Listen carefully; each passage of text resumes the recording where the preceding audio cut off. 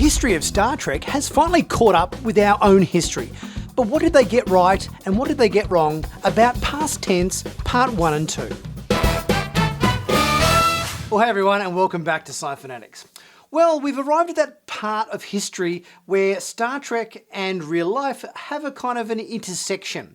I'm talking about the Bell Riots, the double-part DS9 episode past tense, part 1 and 2, that occurred in the first week of September 2024, which is where we're at now. It's always a bit of a slight strange event when Star Trek events catch up to real day events. But it gives us the opportunity to kind of have a look at aspects from this double-part time travel episode made back in 1995 to see where they thought we would be in the year 2024. What did they get right? What did they get wrong? Let's take a look at this snapshot in time through the eyes of past tense part 1 and 2.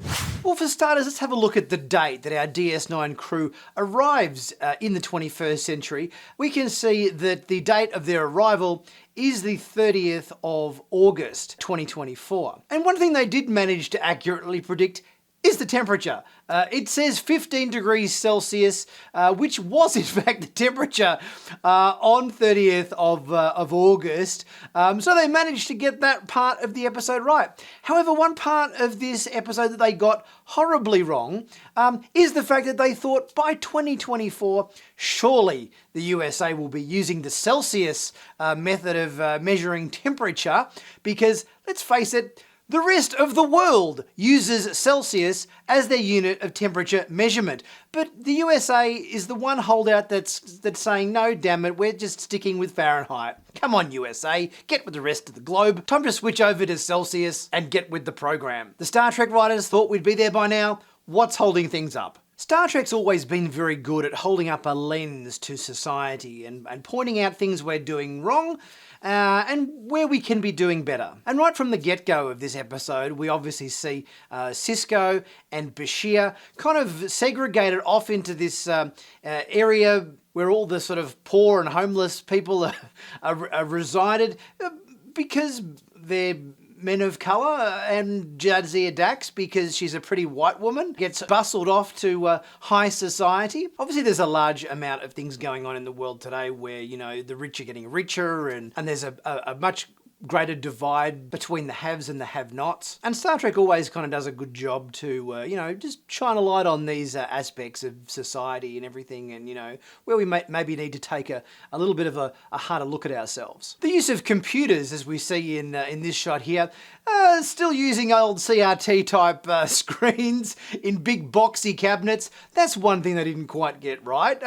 Where all the sort of flat screen panels, you know, widescreen aspect, not these old clunky CRT 4x3 screens. And that's an element that they didn't quite get right back in 1995. Some of the dialogue in this episode was quite poignant. Sisko says by the early 2020s there was a place like this, referring to the sanctuary districts like this in every major city in the United States. Bashir asks, why are these people in here? Are they criminals? You know, people with criminal records weren't allowed in the sanctuary districts. Then what do they do to deserve this? Nothing. Just people without jobs or places to live. So they get put in here? Welcome to the 21st century, Doctor.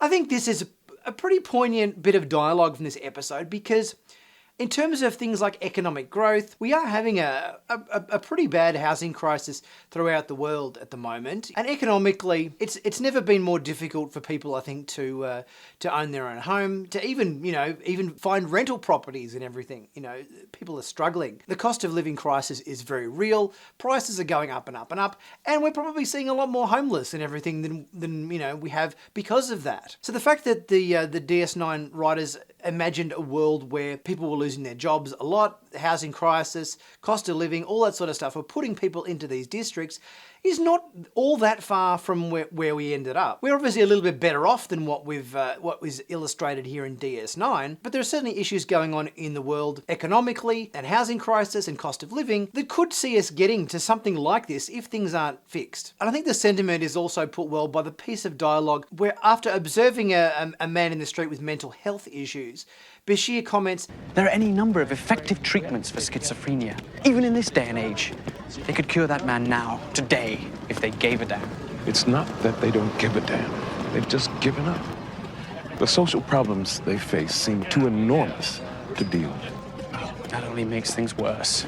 Star Trek always does a very good job of pointing out where we've gone wrong, how we can do better, and giving us a sense of hope and optimism for the future, that things are going to be okay in the long run. Causing people to suffer because you hate them is terrible. But causing people to suffer because you have forgotten how to care, that's really hard to understand. They'll remember. It will take some time and it won't be easy. But eventually, people in this century will remember how to care.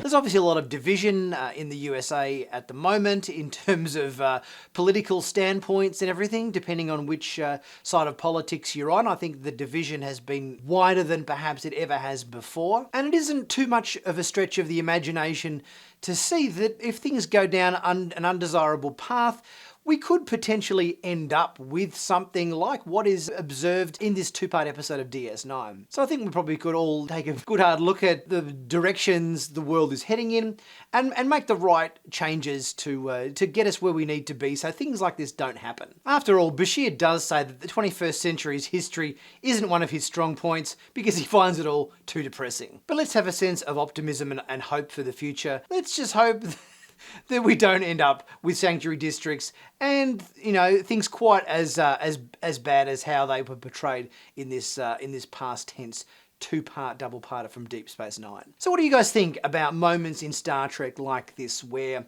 real life history catches up with events depicted in Star Trek? And episodes that were made 30 years ago catch up to present day. It's happened before with Khan and the eugenics wars and everything, where that was obviously depicted to have happened in the late 1990s. It's always a little interesting to kind of see where Star Trek writers think we're going to end up at a particular moment in time, and then we get there. Interesting to see exactly how accurate they were. But let me know your thoughts in the comment section. We'll get chatting about that. Guys, if you haven't subscribed to Sci-Finatics yet, please be sure to do so.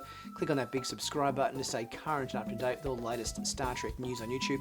And be sure to check out my merch in the merch store. Plenty of cool t-shirts, hoodies and mugs and caps and everything, stickers, you name it, all there. Always a sale going on and a bargain to be had, and help support the channel at the same time. I'll be back soon with the next video. I'll see you soon.